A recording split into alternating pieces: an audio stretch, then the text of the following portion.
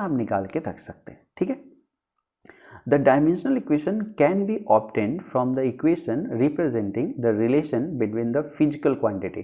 Dimensional equation है ना, वो हम इसको कर सकते हैं कि ये रिलेशन बिटवीन फिजिकल क्वांटिटी के बीच में, ऑब्वियस सी बात है। जैसे आप सपोज करो कि वेलोसिटी है, तो ये लेंथ और टाइम के बीच में जो रिलेशन है उसी को तो रिप्रेजेंट कर रहा है, तो बनाने के लिए भी हम उसको यूज कर सकते हैं।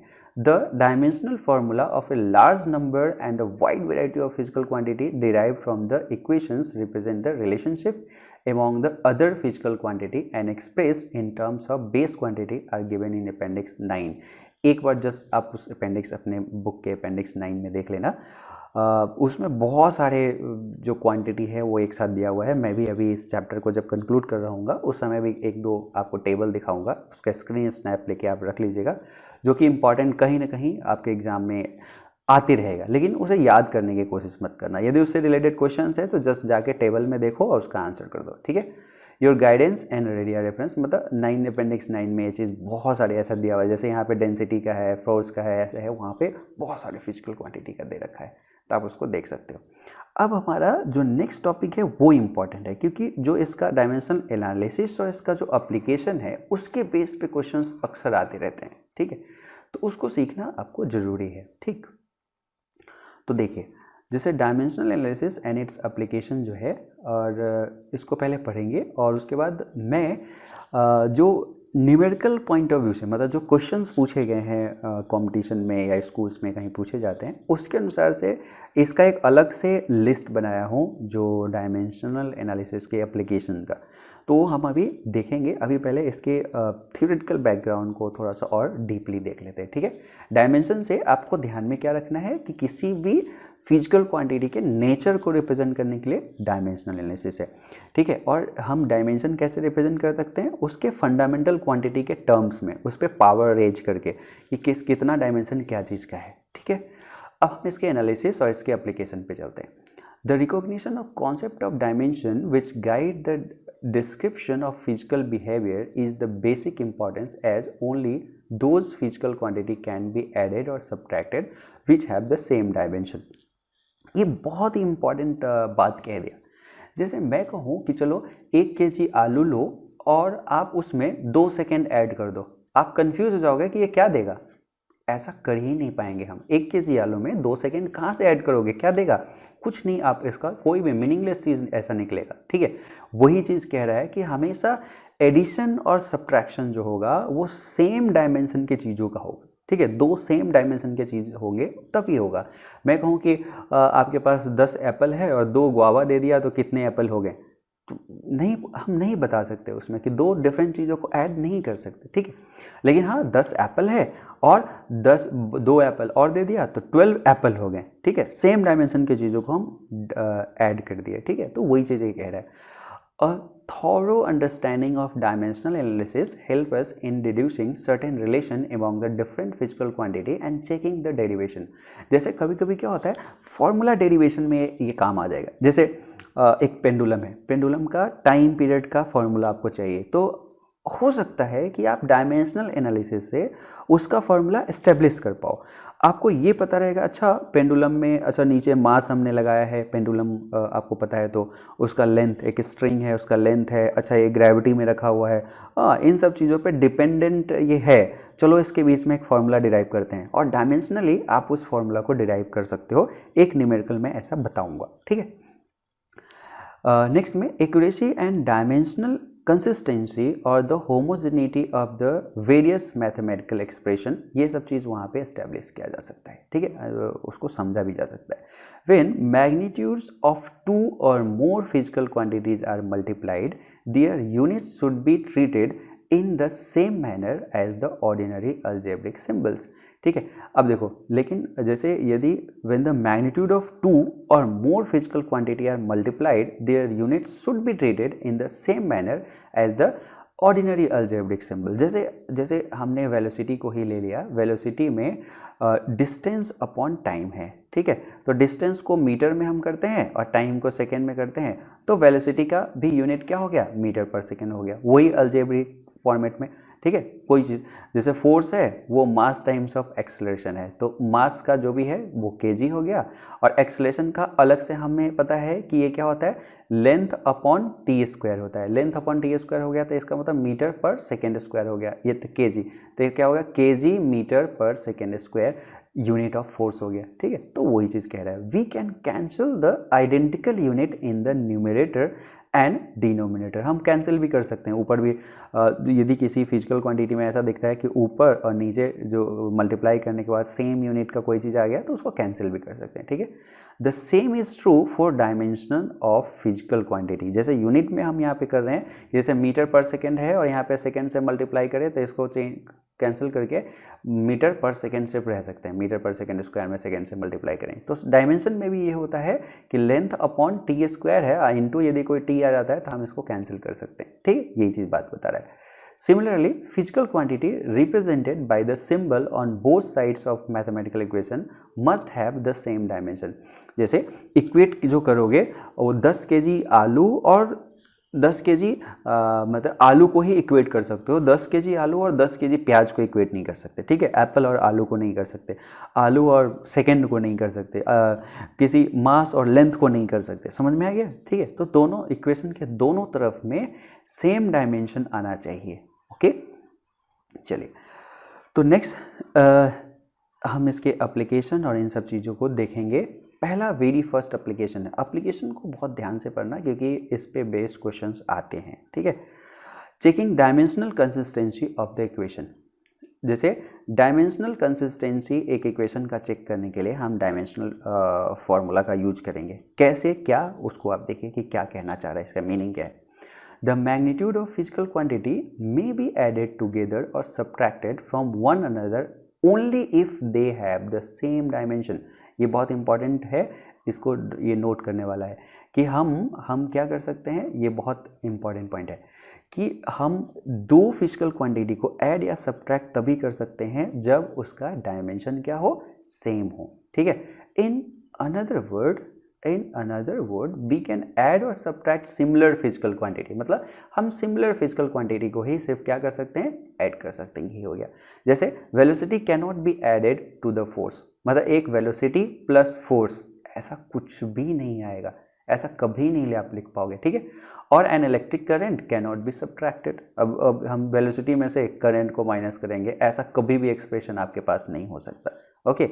तो इस बेसिस को लेते हुए हम कई बार इक्वेशन को भी चेक कर लेते हैं कि अच्छा ये इक्वेशन कंसिस्टेंट है या नहीं है, ये इक्वेशन ट्रू है या नहीं है, सिर्फ इस नेचर को देखते हुए हम कर पाते हैं, ठीक है। From the thermodynamic temperature same वहीं पे है कि वही चीज़ है कि वेलोसिटी में से टेम्परेचर भी माइनस नहीं कर सकते, ऐसा कुछ भी नहीं होगा, ठीक है।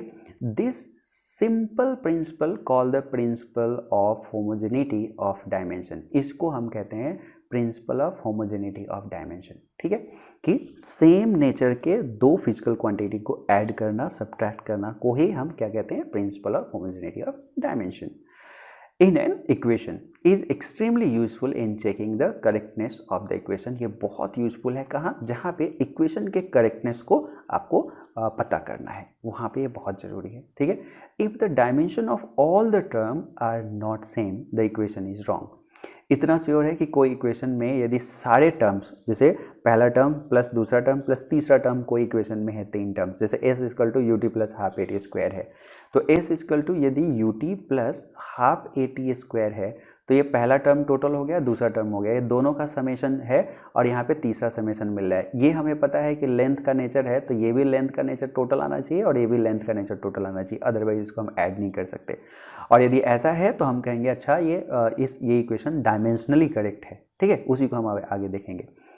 Hence if we derive an expression for the length or distance of an object regardless of the symbol appearing in the original mathematical relation, when all the individual dimensions are simplified, the remaining dimension must be that of the length। यही चीज़ जो है वो explain किया जाएगा। Similarly, if we derive an equation of a speed, the dimension on both sides of the equation when simplified must be the length upon time, या speed का होना चाहिए दोनों तरफ में, ठीक है। जैसे v equal to U plus A T आप पढ़ते हो, तो यहाँ पे यदि ये वाला part L T minus one आया है तो ये भी आना चाहिए ऐसा, जो कि है दोनों का एक ही है, इनिशियल वेलोसिटी है, ए इंटू टी भी वही आना चाहिए। तो हमें पता है कि ए जो होता है वो एल अपॉन टी स्क्वायर होता है और इंटू टी कर दिए तो क्या हो गया, एल बाई टी हो गया, सेम चीज़ आ गया, ठीक है, यही चीज़ बात कर रहा है, ठीक। तो बहुत टफ नहीं है ये, सिंपल आप चेक कर पा रहे हो, लेकिन ये बहुत बड़ा टूल भी है हमारे फिजिक्स में, एक अच्छा बड़ा टूल है जो आपको इक्वेशन के करेक्टनेस को चेक करने में हेल्प करेगा, ठीक है, और वही एप्लीकेशन यहाँ का है। अब देखो एक और चीज़ को देखो, dimensions are customarily used as a preliminary test of the consistency. एक इक्वेशन कंसिस्टेंट है या नहीं है उसका प्रीलिमिनरी टेस्ट हम डायमेंशनल एनालिसिस से कर सकते हैं of an equation when there is some doubt about the correctness of the equation, ठीक है। जब भी डाउट होगा कि ये इक्वेशन करेक्ट होगा या नहीं होगा, हम डायमेंशनली उसे चेक कर लेते हैं कि अच्छा हाँ ये है या नहीं है। डायमेंशनली यदि करेक्ट है तभी इक्वेशन करेक्ट हो सकता है, मतलब वो भी आगे फर्दर चेकिंग पे डिपेंड करेगा, बट एक करेक्ट इक्वेशन के लिए डायमेंशनली करेक्ट होना मस्ट है, ठीक है, ध्यान देना, इस सेंटेंस को ध्यान देना। एक इक्वेशन के करेक्ट होने के लिए उसे डायमेंशनली करेक्ट होना जरूरी है, लेकिन कोई इक्वेशन यदि डायमेंशनली करेक्ट है तो जरूरी नहीं कि वो इक्वेशन करेक्ट होगा, उसका फर्दर इन्वेस्टिगेशन रिक्वायर्ड होगा। इसको एकदम बढ़िया से ध्यान से आप नोट कर लेना। However, the dimensional consistency does not guarantee the correct equation। वही अगला लाइन उसने बता दिया कि जरूर नहीं कि डायमेंशनली यदि कोई चीज़ करेक्ट हो तो इक्वेशन भी करेक्ट है, ये नहीं इंश्योर हो सकता है, लेकिन डायमेंशनली इनकरेक्ट होगा तो इक्वेशन डेफिनेटली इनकरेक्ट हो जाएगा, ठीक है। It is uncertain to the extent of dimensionless quantity और फंक्शन। डायमेंशनलेस क्वांटिटी होता है वहाँ पे अनसर्टेन हो जाता है। The argument of special function such as the trigonometric, logarithmic और exponential function must be dimensionless. जितने भी ये सब मल्टीप्लिकेशन के फॉर्मेट में और ये सब चीज़ें होना चाहिए वो क्या होना चाहिए, डायमेंशनलेस होना चाहिए। A pure number ratio of similar physical quantities such as angle as the ratio of length upon length, ये डायमेंशनलेस हो गया। Refractive index as the ratio of speed of light in vacuum per speed of light in medium, आप 10th में पढ़े हो, वो dimensionless हो गया, हैज़ नो डायमेंशंस। ओके, उसमें क्योंकि दोनों ऊपर और नीचे सेम, ऊपर भी स्पीड का आपके पास है जो कि LT-1 होता है और नीचे भी LT-1 होता है, और आपने देखा था कि अलजेब्रिकली इसको कैंसिल कर सकते हैं, कोई डायमेंशन नहीं आया, तो हम इसको कहेंगे कि इसका कोई डायमेंशन नहीं है। अब देखो एक टेस्ट करते हैं डायमेंशनल कंसिस्टेंसी का कि डायमेंशनली वो करेक्ट है या नहीं है, और होमोजेनिटी ऑफ इक्वेशन सेम उसी को कहते हैं होमोजेनिटी ऑफ इक्वेशन भी। जैसे x = x0 + v0 × t + ½ AT² है। सबसे पहले बताओ x का डायमेंशन क्या है, लेंथ का, तो इधर लेंथ है, तो इधर हर टर्म जो इन मतलब आना चाहिए वो लेंथ का आना चाहिए, तो x0 चूँकि लेंथ का ही है तो इसमें नेचर लेंथ का है, तो डायमेंशन लेंथ ही हो गया।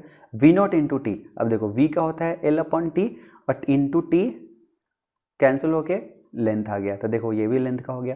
½ AT² में हाफ का कोई लेना देना नहीं है, a × t² के देखेंगे, a हमारे पास में क्या होगा, length upon t² × t² cancel होके लेंथ आ गया। इसका मतलब ये डायमेंशनली करेक्ट इक्वेशन है। ठीक है, अब फर्दर आप जानते हो काइनेमेटिक्स या लॉज ऑफ मोशन, यदि आपको 9th का ध्यान होगा तो हाँ आप जानते हो कि ये इक्वेशन ट्रू है। ठीक, तो डायमेंशनली ये इक्वेशन करेक्ट है, डायमेंशनली ये होमोजेनिटी को फॉलो कर रहा है, डायमेंशनली ये कंसिस्टेंट है। इस तरह के लैंग्वेज में हम ये बात करेंगे। ठीक है, तो वही चीज़ को यहाँ पे यहाँ तक डिराइव करके बताया, हर जगह पे लेंथ आ गया। ठीक है, देखो as each terms on the right hand side of this equation has the same dimension, namely that of length which is the same as the dimension of the left hand side of the equation, hence this equation is dimensionally correct equation. ये dimensionally correct equation हो गया। Okay, ठीक है, it may be noted that a test of consistency of the dimension tells us no more and no less than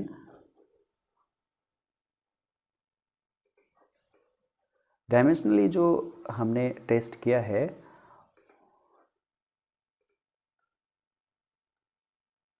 the test of consistency of units. ठीक है, but has the advantage that we need not commit ourselves to particular choice of unit and we need not worry about conversion among the multiples and sub multiples of the units. ठीक है, देखो it may be born in the mind that if an equation fails this consistency test it is proved wrong। कोई equation यदि dimensionally correct नहीं है तो सीधे हो गया कि वो रॉन्ग है, बट इफ़ इट पासेस, लेकिन जब ये पास किया तो हमें it is not proven right, हम नहीं कह सकते कि वो इक्वेशन राइट है, डायमेंशनली राइट है, बट इक्वेशन राइट है या नहीं है उसके लिए फर्दर एग्जामिनेशन की जरूरत होती है। Thus dimensionally correct equation need not be actually an exact और correct equation, but dimensionally wrong equation, inconsistent equation must be wrong. Clear हो गया, जो डायमेंशनली रॉन्ग है वो इक्वेशन तो रॉन्ग होगा ही होगा, लेकिन डायमेंशनली जो सही है वो नीड नॉट बी, ऐसा ज़रूरी नहीं है कि वो करेक्ट होगा। ओके, तो ये डायमेंशन का डेफिनेशन, और एक बढ़िया सा एक ये आ गया कि किस तरह से हम इक्वेशन की कंसिस्टेंसी को चेक करेंगे। ठीक, अब हमारे पास में आ गया एग्जाम्पल 2.15। ठीक, अब यहाँ पे देखते हैं कि ये क्या है और ये क्या कहना चाह रहा है। Let us consider an equation ½ mv² = mgh। Suppose करो कि ऐसा इक्वेशन है जहाँ पे m मास है, ठीक है, v वेलोसिटी है और g जो है एक्सेलरेशन ड्यू टू ग्रेविटी है, h हाइट है। Check whether this equation is dimensionally correct और नॉट, ये डायमेंशनली करेक्ट है या नहीं है। तो सबसे पहले इधर का डायमेंशन देखेंगे, तो हाफ का डायमेंशन हम नहीं देखते मैग्नीट्यूड का, m का डायमेंशन सिंपल m हो गया, और v स्क्वायर है तो LT-1 v का होता है, इसका स्क्वायर इतना हो जाएगा, मतलब m L² T-2 इधर का डायमेंशन हो गया। अब इधर का डायमेंशन देखते हैं, mgh है तो उसमें m हो गया एक, g हो गया एक्सेलरेशन जो L/T² होता है, ठीक है, g एक्सेलरेशन है, और h क्या है, हाइट है, मतलब L² हो गया, तो ये क्या हो गया m L² T⁻²। क्या ये दोनों बराबर है? हाँ है, तो इसका मतलब ये डायमेंशनली करेक्ट इक्वेशन है। ओके, वो संजोग है कि ये एक्चुअली में एक्चुअल में भी ये इक्वेशन करेक्ट है। अब ऐसा जैसे यदि ये सपोज करो कि mv² बराबर mgh रहता, तो डायमेंशनली ये भी करेक्ट इक्वेशन होता, जैसे कि ये है, बट इक्वेशन ये करेक्ट नहीं है। डायमेंशनली करेक्ट है लेकिन रियल में इक्वेशन करेक्ट नहीं है, रियल में इक्वेशन ये करेक्ट है, ठीक है। इसलिए कहा गया है ये वाला सेंटेंस कि डायमेंशनली यदि कोई करेक्ट है तो नीड नॉट बी कि वो इक्वेशन करेक्ट हो, जैसा कि ये केस में आपने देख लिया, लेकिन डायमेंशनली इनकरेक्ट है तो डेफिनेटली इनकरेक्ट होगा। ओके, तो ये आपको एक सिंपल सा उसका एप्लीकेशन पता चल गया।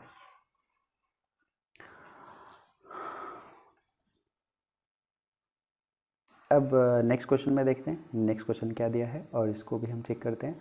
The SI unit of energy is joule equal to kg metre square second -2 है, ऐसे मतलब पर सेकेंड स्क्वायर हम इसको पढ़ सकते हैं। ये कैसे लाया गया होगा, ठीक है। That of speed v is meter per second and the acceleration a इसमें दिया गया है। एक मिनट,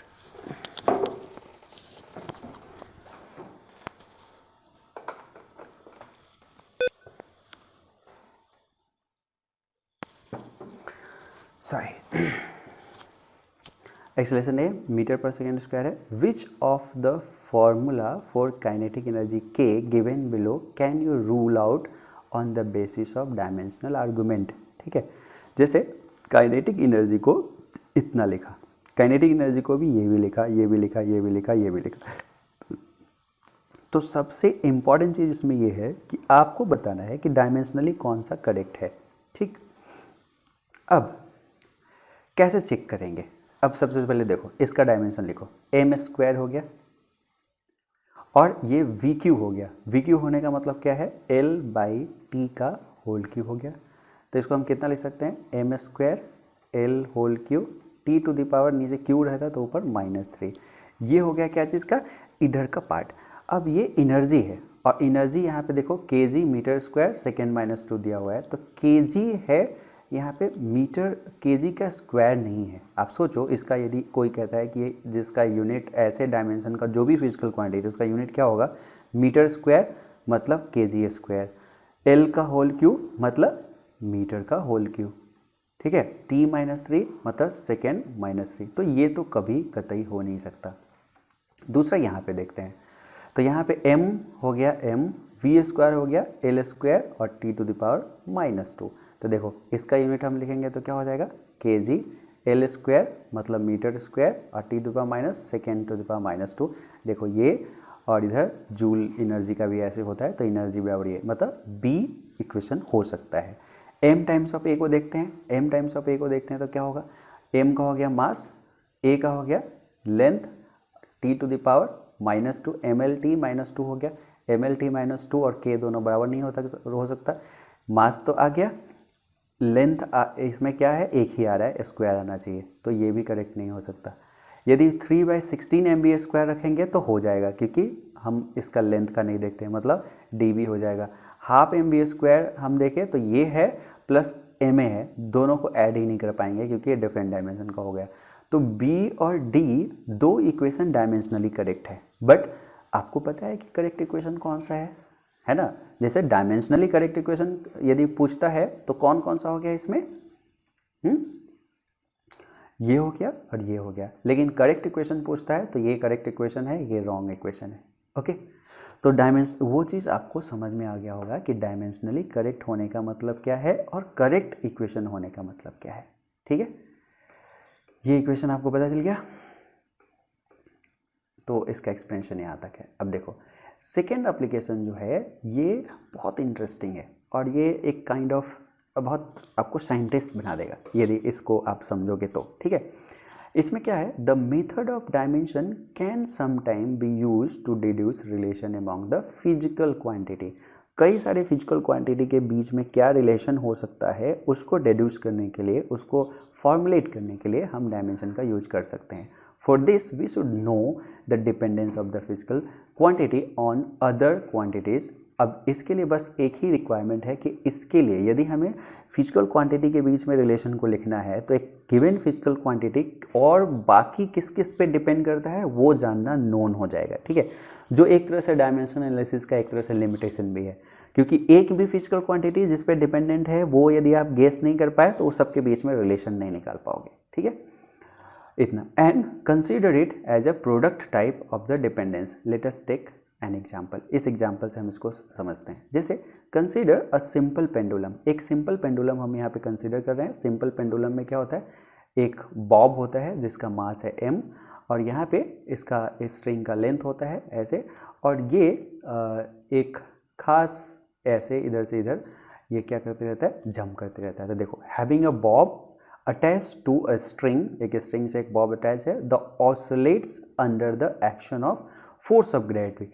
ये जिसकी वजह से ऑसिलेट करता है वो फोर्स ऑफ ग्रेविटी है, ठीक है। Suppose that the period of oscillation of the simple pendulum depends on its length. कहा कि चलो इसका जो टाइम पीरियड है वो डिपेंड करता है लेंथ पे, ठीक है, मास पे, और एक्सेलरेशन ड्यू टू ग्रेविटी पे डिपेंड करता है। तो derive the expression for the time period, उसके लिए एक एक्सप्रेशन डिराइव करना है। ऐसे क्वेश्चंस ज़्यादा आते हैं, इसलिए इस क्वेश्चंस को आप ध्यान से देखना कि कैसे डिराइव किया जा रहा है। हमें पहले डिपेंडेंसी पता चल गया, ठीक है, कि कितना है और क्या है। अब उस डिपेंडेंसी से हम पूरे के पूरे जो इक्वेशन हो सकता है वो डिराइव कर लेंगे, और इसी चीज़ को सेम को हम अभी 11th क्लास में ही बाद में दूसरे मेथड से भी डिराइव करेंगे, वो भी आपको दिखेगा।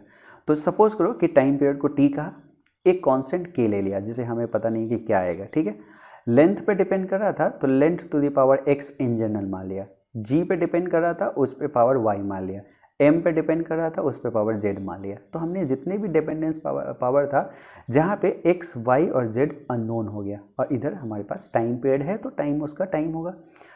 तो सबसे पहले हमें पता है कि इधर का डायमेंशन और इधर का डायमेंशन सेम होना चाहिए। इधर का डायमेंशन यदि हम देखेंगे तो हमारे पास क्या आ जाएगा, सिर्फ टाइम का डायमेंशन है, तो एल भी 0 हो जाएगा, एम भी 0 हो जाएगा, टी टू द पावर 1 हो जाएगा।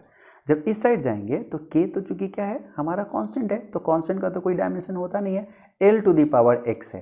तो L to the power X होने का मतलब क्या है, ठीक है, यहाँ पे L to the power X है, ऐसे लिखेंगे 1 नहीं, L to the power X है, ठीक है। Y to G to the power Y है। अब जी क्या है, एक्सेलरेशन ड्यू टू ग्रेविटी है, एल टी माइनस 2, एक्सेलरेशन का होता है टू द पावर वाई हो गया, ठीक है।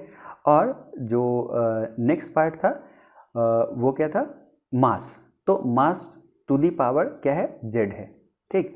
तो ये हो गया। अब यहाँ पे इस इक्वेशन को सॉल्व करोगे तो एल यहाँ पर भी है, एल यहाँ पर भी है, बाकी नहीं है। तो यहाँ का x और यहाँ का l to the power y, l to the power x plus Y हो गया। ये सबको पता है कि जैसे 10 to the power 2 into 10 to the power 3 करोगे तो 10 टू द पावर 2 प्लस 3 हो जाएगा, ओके।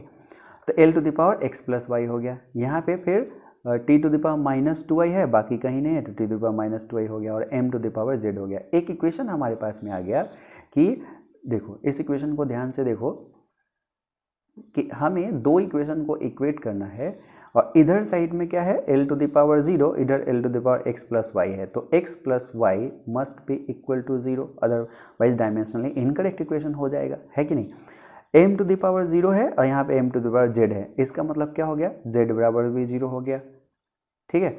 और फिर यहाँ t टू द पावर 1 है, यहाँ पे t to the power minus 2i है, तो मतलब माइनस 2i बराबर क्या हो गया, यहाँ पे 1 हो गया। तो y बराबर इसलिए क्या हो गया, माइनस 1/2। y माइनस 1/2 है तो इसलिए x क्या हो जाएगा, 1/2। तो x और y ये हमारे पास पता चल गया, ओके। तो इस वजह से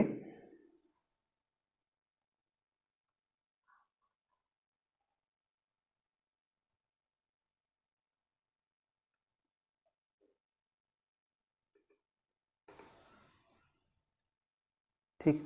तो अब इक्वेशन जब आप पुट करोगे, जो इक्वेशन था t k इनटू, जब आप इक्वेशन को पुट करोगे फॉर्मूला में जो आपने माना था उसमें, तो आपको दिख रहा होगा कि l टू द पावर हमारे पास क्या था, x था, x का वैल्यू 1/2 है तो हाफ हो गया, और g to the power y था तो माइनस 1/2 है तो माइनस 1/2 हो गया, और m to the power z था 0 है तो कुछ नहीं हुआ। देखो t इजकल टू क्या हो गया, k टाइम्स ऑफ l का टू द पावर 1, तो ये वाला पार्ट l/g का रूट अंडर ऐसे हो जाएगा। तो इसी फॉर्मेट में टाइम पीरियड का एक्चुअली में फॉर्मूला होता है, ठीक है। हाँ, यहाँ पे कांस्टेंट हम नहीं निकाल पाएंगे, तो डायमेंशनल एनालिसिस में एक लिमिटेशन आ गया कि हम कांस्टेंट नहीं निकाल पाएंगे। हाँ, सभी जितने भी डिपेंडेंट वेरिएबल है उसके बीच में रिलेशन जरूर निकाल पाएंगे, ठीक। तो ये इक्वेशन आ गया। एक्चुअल में यहाँ पे 2 पाई होता है, जिसको बिना एक्सपेरिमेंटली आप इसे नहीं ला सकते, ठीक है। तो एक्चुअल में यहाँ पे 2 पाई होता है जिसे एक्सपेरिमेंटल तरीके से कांस्टेंट लाया जाता है, ठीक है। तो वैल्यू ऑफ कांस्टेंट के can not be obtain by the method of dimension, simple, ठीक है। तो इस चैप्टर का मैं कंक्लूजन कर देता हूँ और इस तरह से ये पूरा चैप्टर एंड हो गया, ठीक है। अब क्या करना है आपको, पूरा ये जो सिलेबस है उसका पूरा नोट्स होना चाहिए आपके पास प्रॉपर, और जो व्हाट्सएप ग्रुप पे आप सभी आएंगे जो लोग, उनके लिए जो असाइनमेंट दिया जाएगा उसको आपको सॉल्व करना है, मेरे से पूछना है। मैं एक वीडियो बनाऊंगा जब ये पूरा आप लोग ये बना लो, क्वेश्चन सॉल्व कर लोगे, असाइनमेंट सॉल्व कर लोगे, असाइनमेंट से प्रीवियस ईयर मेंस और प्रीवियस ईयर नीट, इसके क्वेश्चन को इकट्ठा करके एक बाद में वीडियो बनाया जाएगा, ठीक है। जब आपका एक व्हाट्सएप ग्रुप बन जाएगा और उस ग्रुप में आप डिस्कस कर लेंगे जो भी असाइनमेंट दिया गया है उन सब चीज़ों को, उसके बाद ये बनाया जाएगा, ठीक है। तो आप इसके एक्सरसाइज को भी आप सॉल्व कर सकते हो, लेकिन मैं कहूँगा कि ज़्यादा बढ़िया है कि इस एनसीईआरटी के एक्सरसाइज के जगह पे यदि आप प्रायोरिटी दे, मैं ये नहीं कह रहा हूँ कि इसको छोड़ दो, इसके जगह पे यदि आपने प्रायोरिटी असाइनमेंट को दे दिया और जो असाइनमेंट मैंने दिया है और प्रीवियस ईयर क्वेश्चंस को दे दिया, तो बहुत आसान हो जाएगा ये चीज़ करना है, ठीक। तो हम इसका जल्दी से कंक्लूजन कर लेते हैं जो डायमेंशन वाले एनालिसिस में था, ठीक है। डायमेंशन क्या है, has a special meaning in physics, और ये एक तरह से फिजिकल नेचर को रिप्रेजेंट करता है। और वहाँ पे आपको बताया गया था कि जैसे फोर्स में हम यदि जिस बेसिक क्वांटिटी से जैसे रिलेटेड है, जैसे मास है, एक्सेलरेशन को वेलोसिटी अपॉन टाइम लिख सकते हैं, और आते आते हमें मास, लेंथ और टाइम में इसके कितना कैसे डिपेंडेंसी है वो डिराइव हो जाता है। और इसी को हम कहते हैं कि यदि फोर्स का कोई डायमेंशन पूछता है तो फोर्स का डायमेंशन मास 1 पार्ट है, उसमें लेंथ 1 पार्ट है, और टाइम जो है वो -2 डायमेंशन में है। तो इस तरह से आपके पास में इसका ये मिल जाता है। एप्लीकेशन जो मैंने यहाँ पे तैयार किया है वो न्यूमेरिकल पॉइंट ऑफ व्यू से तैयार किया है, तो इसलिए मैं थोड़ा सा इसको आपको क्विकली बता देता हूँ कि ये एप्लीकेशंस के जो डायमेंशनल फार्मूला है उसको हम किस तरह से यूज कर सकते हैं। पहला एप्लीकेशन जो है यहाँ पे कि to find the unit of physical quantity. Obvious सी बात है, जैसे वर्क है इसका यूनिट निकालना है, तो हमें फॉर्मूला पता है कि फोर्स इंटू डिस्प्लेसमेंट होता है, तो हमने इसका डायमेंशन लिखा, फोर्स का डायमेंशन लिखा, डिस्प्लेसमेंट का डायमेंशन लिखा, ये आ गया। यहाँ पे मास है तो ये हो गया kg, फिर L² है मतलब मीटर स्क्वायर हो गया, और T⁻⁻2 है Sec⁻⁻2 हो गया। तो क्या हो गया, ये यूनिट ऑफ वर्क हो गया, ठीक है। तो वो हमें पता चल गया कि कैसे हम निकालेंगे, क्लियर। और इसी चीज़ को एक साथ जूल कहा जाता है, जो आगे आप पढ़ोगे और थोड़ी दिन में आ जाएगा। दूसरा है to find the dimension of physical constant और कोफिशिएंट। जैसे सपोज करो कोई कहता है कि ये फॉर्मूला आप जानते हो, F = G times of m1 m2/r², और G का डायमेंशन जानना चाहते हैं कि G क्या है। मतलब G डायमेंशन जानने का मतलब हम यहाँ पे उल्टा कर रहे हैं, वो कांस्टेंट तो है, ठीक है, G एक कांस्टेंट है बट डायमेंशनलेस नहीं है, वो किसी न किसी एक डायमेंशन पे डिपेंड करता है।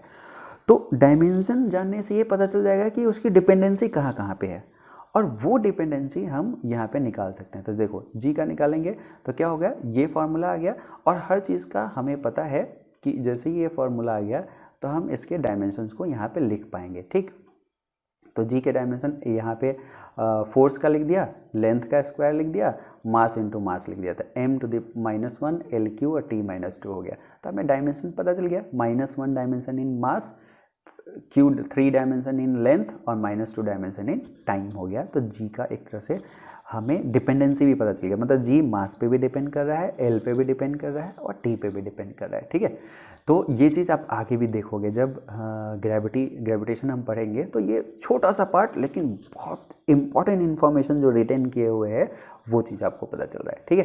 प्लैंक्स कांस्टेंट उसी तरह से आगे हम पढ़ेंगे 12th में, तो वहाँ पे देख लेंगे उसको। E = hν से, h को प्लैंक्स कांस्टेंट कहते हैं, यहाँ फ्रीक्वेंसी होता है, ये एनर्जी होता है, तो h का ये आ जाएगा, ऐसे आ जाएगा, क्लियर हो गया। तो आपको ये पता चल जाएगा आगे कि अच्छा हम कांस्टेंट का भी क्या कर सकते हैं, डायमेंशन निकाल सकते हैं, और उस डायमेंशन से ये हमें एक सेंस प्रोड्यूस हो सकता है, एक सेंस हम जनरेट कर सकते हैं कि वो क्या क्या चीज़ पे डिपेंड करता है, और उस पर डिपेंड करता है तो उसकी डिपेंडेंसी हम जान सकते हैं, ठीक है। कोफिशिएंट ऑफ विस्कोसिटी है जब आप फ्लूइड पढ़ोगे तब है, यहाँ पे मेंशन है ताकि आप जब पढ़ो बाद में तो आपको ऐसा ना लगे कि हाँ ये कहाँ से आ गया। अभी आप इसके बारे में थोड़ा सा जानना मुश्किल हो जाएगा कि अच्छा कोफिशिएंट ऑफ विस्कोसिटी क्या है कैसे है, लेकिन डिपेंडेंसी हम देख सकते हैं। ठीक है, ये फ्लूइड मैकेनिक्स से आया है, क्योंकि ये इसलिए भी तैयार किया गया है कि उनके लिए भी कि यदि जब आप पूरा फिजिक्स पढ़ लो और फिर इसके बाद वापस आओ तो आपको लगे कि हाँ मुझे सब चीज़ इसमें इस चैप्टर में आता है। थर्ड एप्लीकेशन है to convert the physical quantity from one system to another system, जो वहाँ पे नहीं बताया गया था। जैसे हमें पता है कि कोई भी मेजरमेंट करके आप आए हो तो उसका नंबर इनटू यूनिट कांस्टेंट होना चाहिए, अदरवाइज वो लेंथ चेंज हो जाएगा। 100 मीटर का है तो 100 मीटर है। अब 100 मीटर को सेंटीमीटर में आप जो भी कह लोगे उसमें 100 से मल्टीप्लाई करके उसको mm में जो भी बदल लो, लेकिन वो वैल्यू तो उतना ही रहेगा ना। वही चीज़ ये कह रहा है। ठीक है, तो वही चीज़ कह रहा है कि हमेशा उसका क्या रहेगा, n इंटू यू कॉन्स्टेंट रहेगा। तो इसमें ये देखा गया कि सपोज करो कि एक दूसरा यूनिट यदि हम कंसीडर करते हैं, u1 कंसीडर करते हैं, उसमें नंबर n1 आ गया, और एक दूसरा अलग यूनिट u2 कंसीडर करते हैं उसमें n2 आ गया, तो ये दोनों बराबर होना चाहिए। ठीक है, तो n1 times of m1 to the power a, l1 to the power b, t1 to the power c, और n2 टाइम्स ऑफ ये क्या होना चाहिए, बराबर होना चाहिए। ठीक, तो यहाँ से हम उसमें क्या कर सकते हैं, आराम से दो सिस्टम ऑफ यूनिट के बीच में रिलेशन लिख सकते हैं। ठीक है, तो n2 हमें पता चल जाएगा कि क्या है। क्लियर?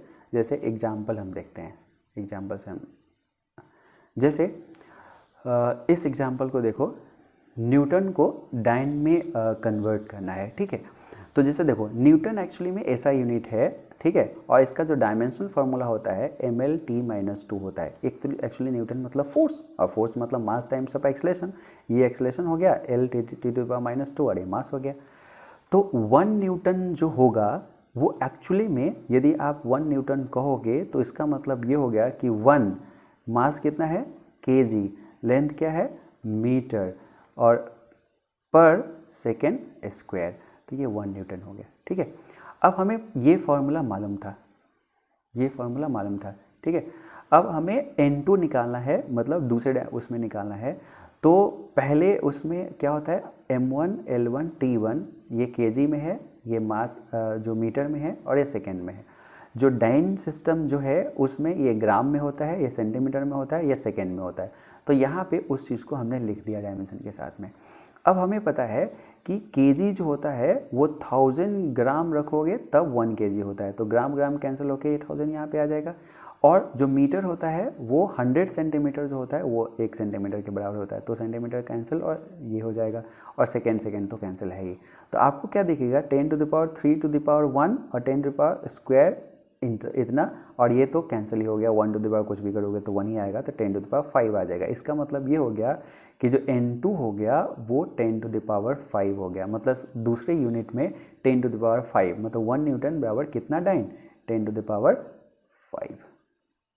ठीक है, तो यही चीज़ हमारे पास में रिजल्ट आ गया। ठीक है, तो यूनिट कन्वर्जन के लिए भी हम क्या करते हैं, यूज करते हैं। तो जो यहाँ पे दिया गया है स्टडी मटेरियल में आपको, उसको आप इसके एग्जाम्पल को और ज़्यादा पढ़ सकते हो, और भी ज़्यादा जितने पॉसिबल है लगभग इसमें शामिल है, तो उसको पढ़ सकते हो।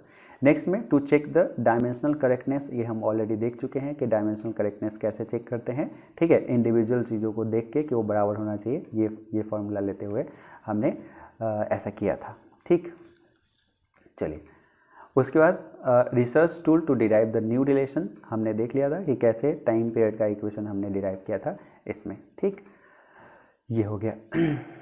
तो उसके कुछ लिमिटेशंस भी है। लिमिटेशन क्या है कि उसके जो मैग्नीट्यूड है उसका कोई वैल्यू ये नहीं देता है, न्यूमेरिकल कांस्टेंट का कोई वैल्यू नहीं देता है। ठीक है, और तीसरा है कि यदि डायमेंशनली करेक्ट है तो वो ज़रूरी नहीं कि वो करेक्ट इक्वेशन होगा। तो ये सब उसके कुछ लिमिटेशंस है, उसको आप वहाँ पे पढ़ सकते हो। अब मेरे ख्याल से जो ये मेंस के क्वेश्चंस है वो आप सॉल्व कर सकते हो। Dimension of 1/μ0 into epsilon naught, obviously बात है μ0 और एप्सिलॉन नॉट का आपको पहले डायमेंशन चाहिए होगा या रिलेशन चाहिए होगा, तब जाके इसको बना पाओगे। ये टेबल से आपको मिल जाएगा, तो इसको सॉल्व करो, सॉल्व करना अभी सीखो। ठीक है, लेकिन ये जो होना चाहिए इसको टेबल से ज़्यादा के, जो अपेंडिक्स 9 दिया गया है उससे ज़्यादा के इसको सॉल्व करो। ठीक है, और व्हाट्सअप वाले ग्रुप पे मैं इसका आंसर भी पोस्ट करूँगा कि अच्छा 104 का क्या आंसर था, 105 का क्या आंसर था। Okay, physical quantity not having same dimension are, मतलब जैसे टॉर्क और वर्क, अब दोनों का डायमेंशन आप लिखोगे, यदि बराबर आ गया तो ठीक है, जो बराबर नहीं है वो गलत है।